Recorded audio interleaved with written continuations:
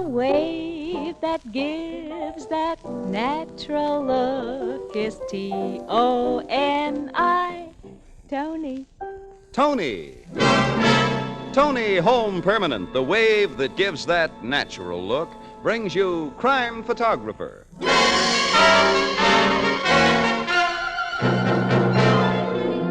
Good evening, everyone. This is Bill Cullen greeting you for Tony Home Permanent and inviting you to listen to another adventure of Casey, Crime Photographer, ace cameraman who covers the crime news of a great city. Written by Alonzo Dean Cole, our adventure for tonight, The Wolverine.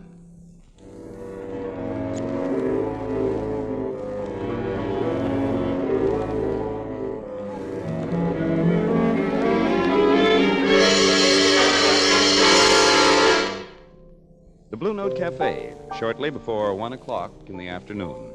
Well, I was wondering when you two would show up. Hi, Ethelbert. Hi. Hello, Ethelbert. Just coming in from an assignment? Yeah, not a pretty one either. Say, what kind of assignment were you on? Read about it in the noon edition, pal. I was just looking over the noon edition. Casey, were you covering the murder of them three gangsters, Bobo Gussick and his two pals? That's been our job. The paper said the cops learned their bodies could be found in that beach house through an anonymous phone call. That's right. You read my story, all right. What wasn't in your story, Miss Williams? The real lowdown, Well, strictly off the record, Ethelbert. Yeah? Joe Schuster's being very severely questioned about the triple murder. I've heard a rumor that Schuster was gunning for Bobo Gussick. How about clues at the scene of the crime? No leads were found except, well, it was a funny little thing. Most peculiar. What? Well, a crude drawing was found clutched in Bobo Gussick's hand. An amateurish pen and ink sketch of, well, it looked like a cross between a weasel and a bear. Oh, there ain't no such animal. I never heard of such a combination. Well, anyway. if the sketch is a lead, it's a very obscure one. Yeah. Oh, excuse me. Blue Note Cafe, Ethelbert speaking. Well, let's go to a table and get some food under our belts, Annie, shall we? Come on. Just a minute. Don't go away, Casey. It's for you. Who is it? Your city desk, Mr. Burke. Oh, wouldn't you? Oh, nuts. Let's see what he wants. Hello, Burke. Well, listen, we were just going to have something to eat. Can't we even... Huh? Huh. Yeah. Well, okay, we'll be right over. What is it, Casey? Annie, Burke's just received a screwball letter to the editor that might turn into hot copy. The guy who wrote it says that he killed Bobo and his two pals, and he promises to knock off another couple of gangsters today.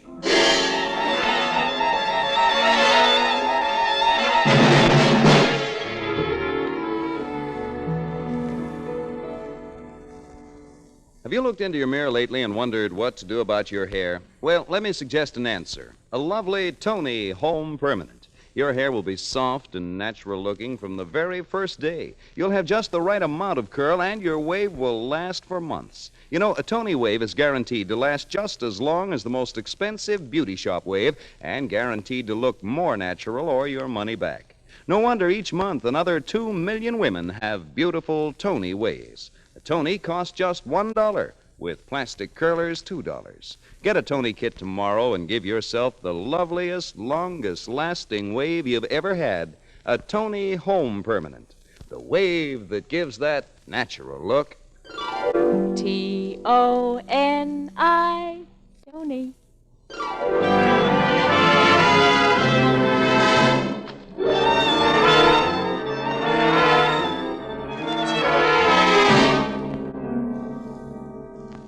Listen to this letter, Casey. You too, Williams. Yeah, we're listening, Yeah, Burke. go ahead, read it. City Editor, Morning Express, blah, blah, blah, blah. Dear sir, several hours before you receive this, the police will have discovered the dead bodies of a racketeer known as Bobo Gussick and two of his lieutenants. I killed them for a multiple reason. One, a civilized society will be better off without them. Two, men of their type habitually carry large sums of money. And three, I find it amusing to pit my wits against both the underworld and the police. In this last, I resemble the sagacious animal whom I have selected as my identifying trademark, the Wolverine. Another sketch of it will be found today. Well, that means that... Yeah, the guy promises us another murder. Now, here's the finish. You gentlemen of the press are invited to join with the police and their criminal quarries in what will prove to be a hopeless battle with the Wolverine. The Wolverine? That's the signature. I think he's the killer, but he's a nut, too. The evidence of this letter, he's an educated Well, guy. what kind of an animal is a Wolverine? Well, I've read they're the toughest, meanest, most intelligent animals in existence. I'll have research dig up complete dope on them so we can give this letter a good dressing up when we run it on page 1. Gonna show it to the cops before you run it? Why should I? The writer of this letter may be pulling a fast one just to gag. Wait a second. City desk, Burke speaking. Yes? Who is this speaking? Casey, the Wolverine. Where's that? Highland Road? Half a mile north of the old brick church and a clump of maple trees. What? Look, who is this? Who? Huh? He's hung up. You got that address, Casey? Yeah. This nut, the Wolverine, says he's kept his promise. This may still be a gag, Burke, but Ann and I are starting for Highland Road and that clump of maple trees right now.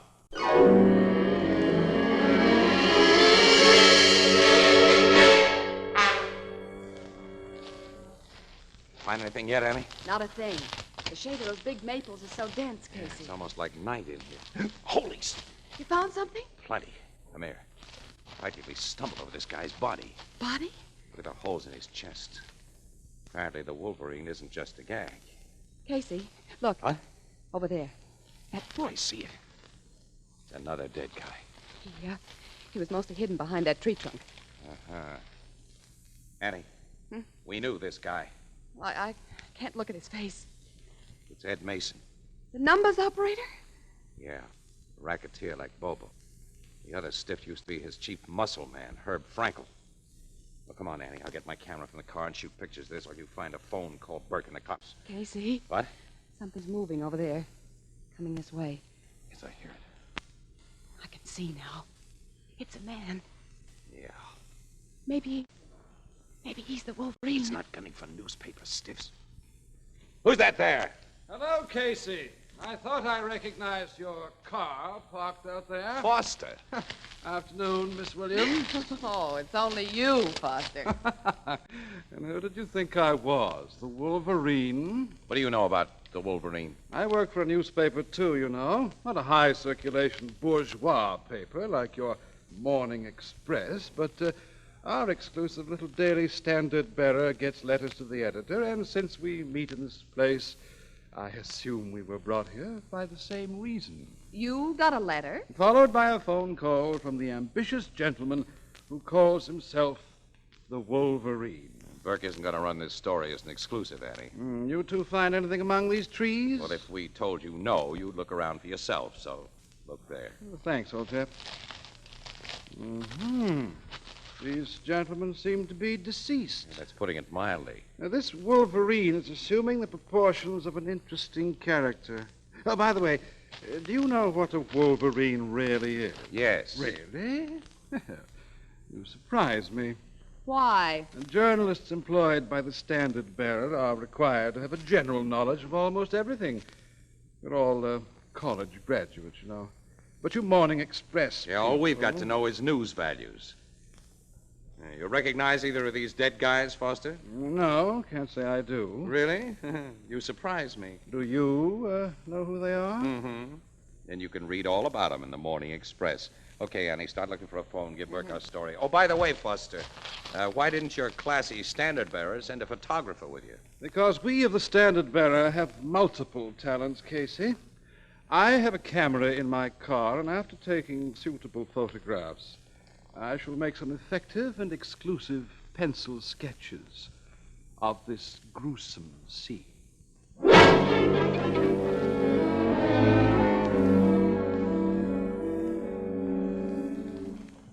These bodies are exactly as Ann and I found them, Logan. I didn't let Foster disturb any. I made no attempt to disturb evidence, Captain. I didn't say you made an attempt. Your implication was clear enough. David. There's a piece of paper clutched in the hand of this dead guy. Look, it's the same bum sketch of a cockeyed looking animal we found on Bobo Gussick. I wouldn't say it's a bum sketch, Captain. It's the most effective, impressionistic drawing of a Wolverine.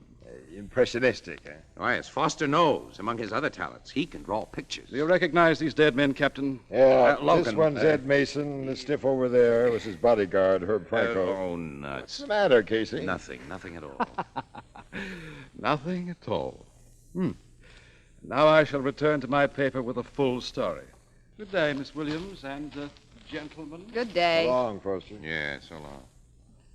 Funny guy, that fella. Pain in the neck, and so's his lousy paper. Hey, this Wolverine gave his sheet the same break yours got. Yes, it did. Well, anyway, the Wolverine makes good on his promises. Crooks like Bobo Gussick and Ed Mason and the Red Hots who've been killed with him are cagey guys, Logan. In order to get 2 of them in these woods and 3 in that beach house, this Wolverine must be somebody they knew and trusted. Yeah. Logan, have you turned Joe Schuster loose yet?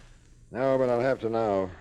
Anyway, I was pretty well convinced he was clean on the Gussick killing before the Wolverine claimed the credit. Well, have him freed right away, will you? So I can pay him a friendly visit at his tavern hangout tonight. So you can... Yes, Joe Schuster was a pal of Ed Mason's. Now, he should know about guys who could have trapped Mason. And Schuster may talk to me as he wouldn't talk to any cop.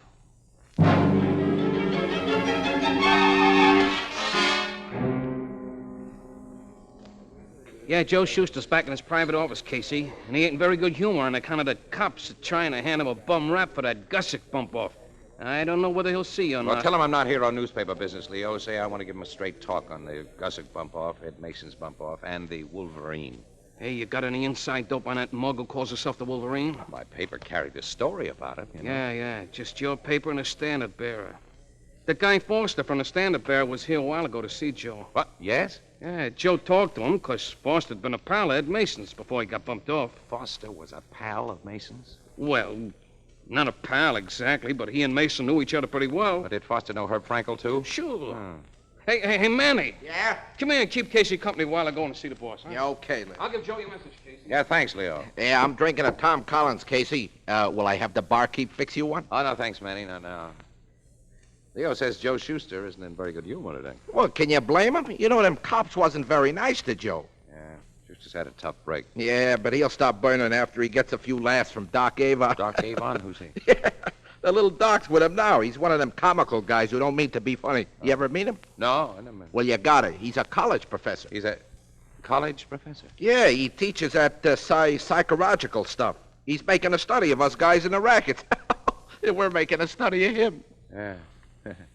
Manny, I understand Foster, the standard bearer, knew Ed Mason and Herb Frankel pretty well. Yeah, that Foster's another one of them snooty, educated guys who's good for laughs. Hey, Leo's coming back. Boss will see you in a minute, Casey. Yes, well, Leo, thanks. Yeah, he's just about... Casey, Here, Schuster. He's come out himself to tell you the whole deal. Stick around. I gotta make a phone call. It'll only take a minute. Okay, I'll wait. You go out and talk to the guy's doc. I see you later. Well, I'd like to ask you one more question, Mr. Schuster. If you step back in here. Okay, but make it snappy. Oh, I shall.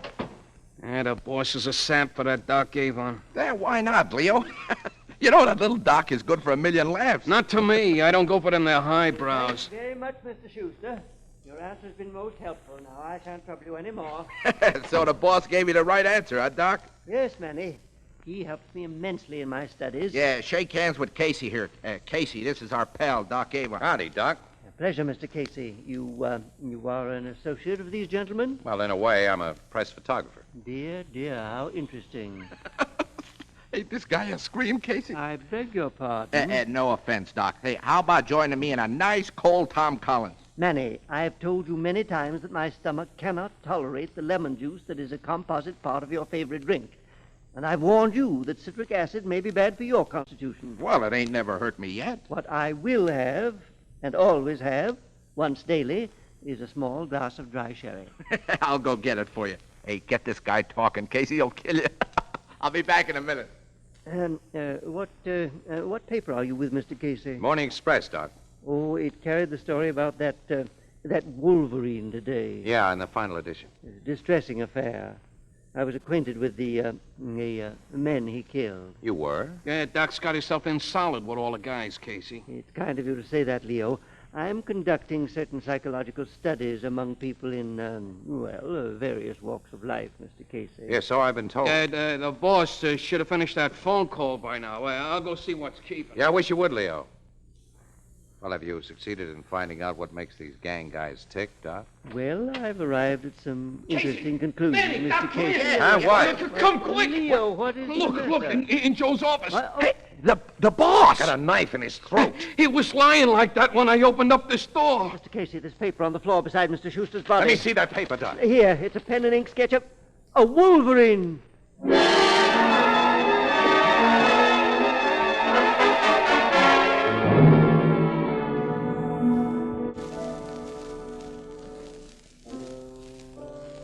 Oh, Mr. Cullen, I thought you was Casey.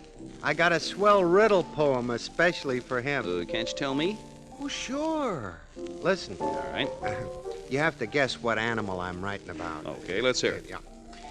I ain't a weasel and I ain't a bear, but I mean murder, so beware. That's good. And if you read the Morning Express, what I am, you should guess. Oh, that's a Wolverine. Picture one was found in a dead man's hand. I read all about it in the noon edition. Gee, you got it fast. Oh, you wow. sure are smart, Mr. Oh, Cullen. you're the one who's smart, Ethelbert. How about doing a riddle poem especially for me, all right? Well, let me think. All right.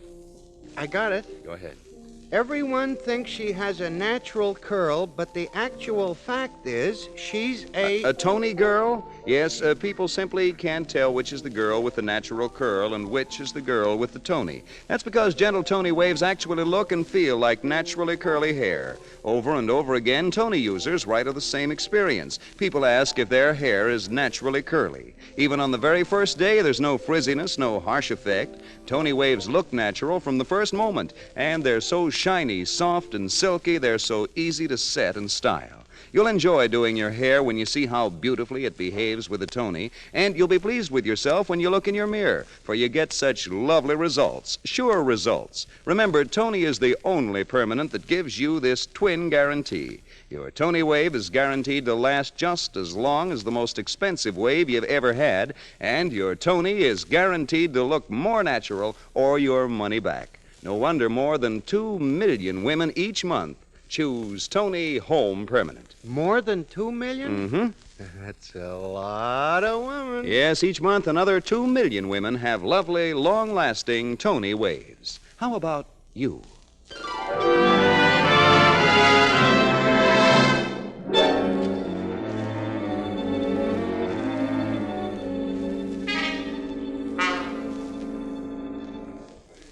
Now, Casey, you've heard Dr. Avon, Manny, Leo, the bartender, and all the customers that were in this joint here. Give me their versions of the discovery of the killing. Now, how do their stories stack up with what you saw? 100%, pal. I know that Joe Schuster was alive only a few minutes before we found him dead because I saw him, and I talked to him. And not more than 30 or 40 seconds later, I heard Doc Avon talking to him as he left Schuster's office. When Leo went to the door to call Schuster, he was never out of my sight for a You're minute. sure of that? I'm positive. I saw Leo open the door. He didn't go inside. He just stood there and yelled at us to come and look, so the Wolverine had to come in the back door. So the Wolverine remains a big unknown. Yeah. What did the medical examiner have to say? Well, the knife went through Schuster's neck in such a way he couldn't make a sound. The Wolverine either made a lucky thrust or he knew anatomy. Logan, I watched Foster drawing pictures today. He's a pretty good artist. Artists know anatomy. Foster? Yeah, the standard bearer. Another thing, tonight I've learned that Foster was well acquainted with Ed Mason and Herb Frankel. And yet this afternoon, when he saw their dead bodies, he denied that he knew either one of them. You'd think Lastly, Foster was in this office with Joe Schuster just a little while before I got here. So he knew about the back door. I think you'd better talk to Mr. Foster.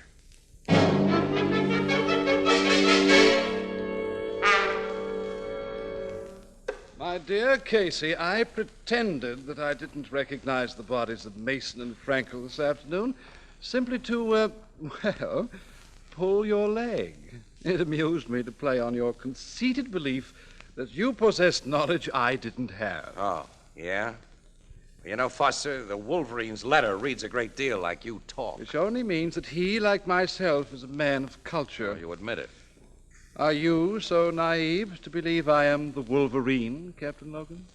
I may answer that after you account for your movements after you left Schuster tonight. I'll not only do that, I'll prove an alibi for the time of the Bobo Gussick murders and of the Mason killings, my dear Casey. Captain.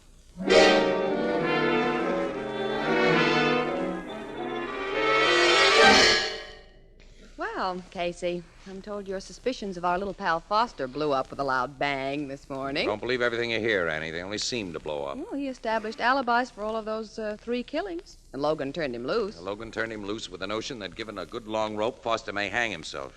Those alibis of his aren't altogether tight by any means. Oh? And I'm going to try to loosen them still more. How? Well, first, we're paying a visit to Doc Avon. Doc Avon? Yeah. Oh, because he was the last man to see Schuster alive? No, because he's a psychologist. I want to get his professional opinion of Foster and of the Wolverine.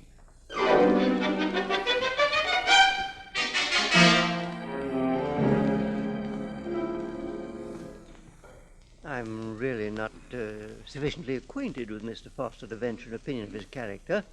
I've talked to the gentleman only a few times, Mr. Casey. Yeah, but you're a trained observer, Doc. I mean, even in those few times, he must have left an impression on you. Well, yes. I'd say the young man is egocentric, perhaps with more than a touch of megalomania. You mean, Dr. Avon means that Foster likes himself, Casey. That he's obsessed with his own importance. Oh, thanks, Annie. Oh, well, that's the way we've had him pegged. From what we know of the Wolverine, wouldn't you say that he was the same kind of a guy, Doc? Oh, dear, no. Huh? Oh, I think his letter is quite expressive of his personality. He wants money, he has a contempt for common criminals, and he's a man of brains who, probably bored by a drab life, has decided to play a dangerous and exciting game. I wrote that brief analysis in my diary last night. I habitually make notes of my thoughts, and of course the Wolverine was very much on my mind. Oh, naturally, since you've just come from a police inquiry over his latest victim. Well, I'm to deliver a lecture this morning, so you won't think me rude if I beg no, to of be... course not. No, we'll be on our way. Oh, no, you don't have to rush. I always have a glass of milk before I go to the classroom. Won't you join me? No, thanks. Oh, a glass of milk sounds kind of good to me. Fine. I'll get it from the refrigerator. As you see, when I move this screen, I have a little kitchenette in this one-room apartment. Yeah. Doc, I heard you say last night. Yes? You knew Gussick and Mason as well as you knew Schuster. Well, I've become acquainted with many of the criminal fraternity in the course of my studies. I find them most curious people. Ah, here's your milk, Mr. Casey. Thanks, much obliged. Sure you won't join us, Miss Williams? No, thanks. The Wolverine must have lifted quite a roll from Schuster's pocket last night, huh? The police informed me that a search had revealed that his wallet was missing. Yeah. Well, thanks. We'll be running along now. Thanks for the milk and everything. Oh, you're quite welcome. What time will you be back here after your lecture, just in case we want to get in touch with you? In about 2 hours. Well, we may see you then. Yeah, so long. Oh, goodbye, Dr. Avon. Goodbye. Annie, hurry. Down these stairs. I want to buy an electric iron. An electric The iron? nearest hardware store. Then when the professor's gone, we're bringing it back here. What? I got a hunch Doc Avon is the Wolverine. Casey, by your own testimony, Schuster was alive when Dr. Avon left his I'm office. revising my testimony, Annie. I merely heard Avon talking and concluded he was speaking to a live guy. It takes only a few seconds to drive a knife into a guy's throat and grab his wallet.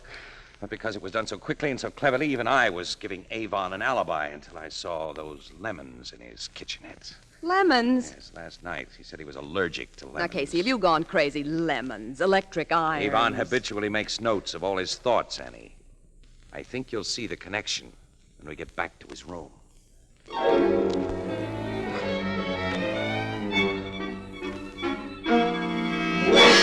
I found Avon's diary, Annie. Oh, let me see it. Here. Here's the page he wrote last night after Schuster was killed. Well, it merely tells of the murder, his bewildered reaction to it, and his analysis of the Wolverine, which he told us he put down. Uh-huh. All perfectly innocent on the surface. Now, let's run this hot iron over the page. Maybe we'll read between the lines. More writing appears. Casey, he used invisible ink. Used plain lemon juice, Anne, which is completely absorbed by paper until heat is applied. That makes it take on color. I learned the lemon juice trick as a kid, and Avon's only reason for having lemons in this place had to be for secret writing. And the secret writing says my plan to destroy Schuster was as perfect in execution as it was in conception. I thrust the knife exactly right, and he slid to the floor without a sound. My alibi was firmly established, and nobody remotely suspected that I am... The Wolverine. Avon. Be quiet, both of you, if you want. We see the 45 in your hand, Doc. You came home sooner than we expected. Mr. Casey, the Wolverine is acutely sensitive to danger, so I returned without making my lecture. Now the would-be trappers are trapped. You can't afford to spring any traps in your own home, Doc. On the contrary, you entered my home without my permission. You have no more right to be here than have common thieves. I have a legal right to destroy those who threaten my property. Oh, Casey. Like the Wolverine, Miss Williams, when I trap the trappers, they are really trapped. What was that? Something struck him, Casey, and knocked him down. Well, that was a camera that hit him. A good pitch, wouldn't you say? Foster! Yes. I've been watching this interesting scene from the fire escape outside that open window. When things seemed to be getting hot, I thought I'd better do something, and my camera was all I had to do it with. Oh, boy, well, I'll get you a new camera. That was a grand job you did, and that camera knocked the doc cold. Oh, well, how did you happen to be on the I phone? had my own little suspicions of Dr. Avon and decided to keep an eye on him. I was doing just that. Well, thank heaven. Yes, and thank you, Foster. Well, don't mention it, my dear Casey. I guess a guy can be wrong about a guy once in a while.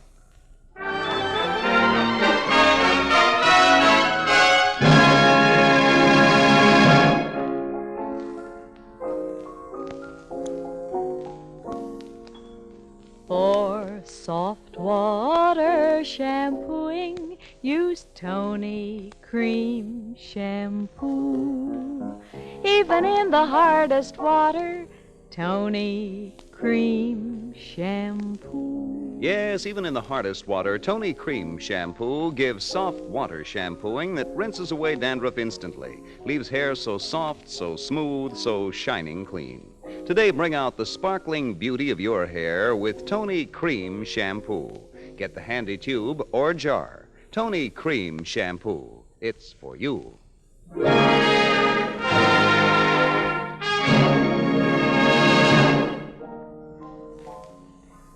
That Doc Avon had written all about his killings in that diary, huh, Casey? Yes, Ethelbert, in lemon juice. And now his habit of writing down his thoughts will put an end to his thoughts. In the chair. Just the same, you didn't do so good on this one, Casey. Yeah, until almost the very last, your big suspect was a guy who finally saved your lives. Yeah, I was sure all wrong about Foster, wasn't I? You know, that fella has the makings of a first-class newspaper man. Like you? Well, Casey won't go that far. Oh, only because great newspaper men are never snooty, my dear Miss Williams. Huh? Come on, Annie, should we be off? Well, see you in the comics, Casey. Yeah. Oh, hey, that reminds me. Oh, yeah. I want to tell our friends that the first issue of the Crime Photographer comic book is now on all the newsstands.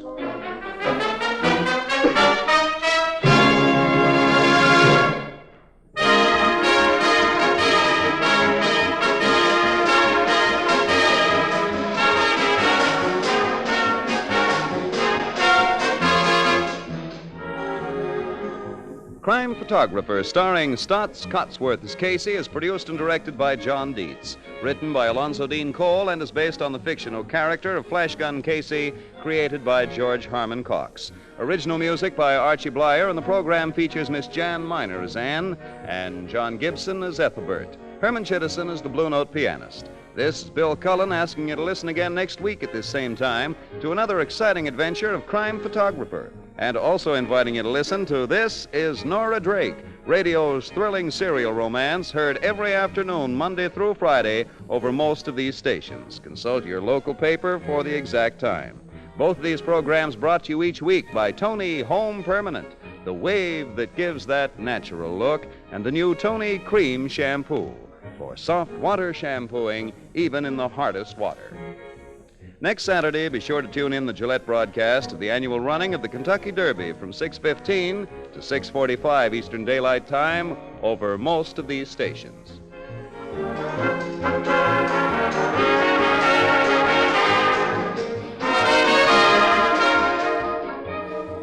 Hallmark Playhouse, starring Linda Darnell in Mother, follows immediately. This is CBS, the Columbia Broadcasting System.